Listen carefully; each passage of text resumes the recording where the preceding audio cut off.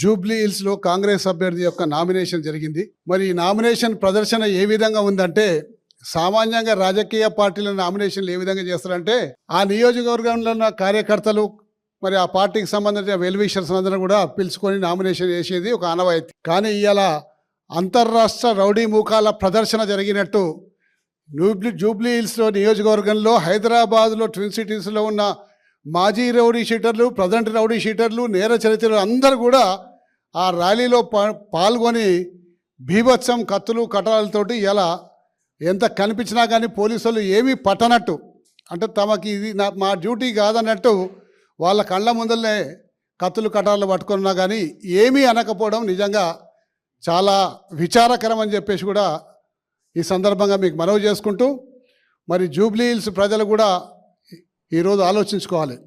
మరి వాళ్ళేమో కాంగ్రెస్ కార్యకర్తలు మాలో ఒకడు నామినేషన్ వేస్తుండే ఈరోజు అని చెప్పి ఈ రౌడీ మూకలందరూ కూడా సంతోషంతో ఎగిరి గంతులు వేసేసి ట్రాఫిక్ బీభత్సం కల్పిస్తే ఏమి పట్టనట్టు నిజంగా పోలీసుల తీరుని తీవ్రంగా ఖండించుకుంటూ, మరి రాబోయే రోజుల్లో జూబ్లీ హిల్స్ ప్రజలు ఆలోచించుకోవాలి. ఎందుకంటే ఇంకా నామినేషన్ వేసేటప్పుడు ఈ పరిస్థితి ఈ విధంగా ఉంటే, రేపు నిజంగా ప్రజలు వాళ్ళకి అధికారం ఇస్తే రేపు ఆ నియోజకవర్గ ప్రజలు ఏ విధంగా ఉంటారో సంగతి ఒక్కసారి ఆలోచన చేసుకోవాలని చెప్పేసి కూడా ఈ సందర్భంగా మనవి చేసుకుంటూ, మరి బోరబండలో సర్దార్ అనే వ్యక్తి కాంగ్రెస్ వాళ్ళ ఆగడాలకి ఏ విధంగా బలై సూసైడ్ నోట్ల వాళ్ళ పేర్లు రాసిండో సంగతి గతంలో మీరు అందరికీ తెలిసిన విషయమే.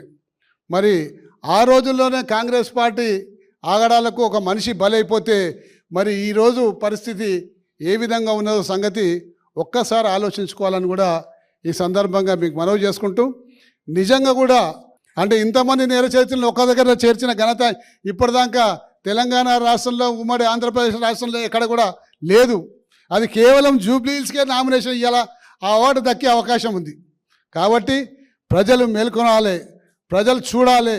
ఈ యొక్క నేర చరిత్రలకు రేపొద్దున అధికార పక్కాలు ఇట్లా చేతికి అందితే ప్రజల్ని ఆ పగ్గాలతోటే ఊరేసి రేపొద్దున వాళ్ళని హింస పెట్టే అవకాశం ఉంటుంది. కాబట్టి మరి మాగంటి గోపీనాథ్ గారు గతంలో చేసిన అభివృద్ధి కార్యక్రమాలు అనుకోండి, ఆయన వ్యక్తిత్వం ఏ విధంగా అంటే సౌమ్యుడు, ఎవరిని ఒక మాట అనకుండా తమ కార్యక్రమాలని విజయవంతంగా ప్రజల్ని మెప్పించి ఒప్పించి చేపించే ఘనత మాగంటి గోపీనాథ్ గారు. కాబట్టి ఆయన సతీమణి అయిన మాగంటి మరి సునీత గారిని గెలిపించాలని చెప్పి ఈ సందర్భంగా విజ్ఞప్తి చేసుకుంటాను.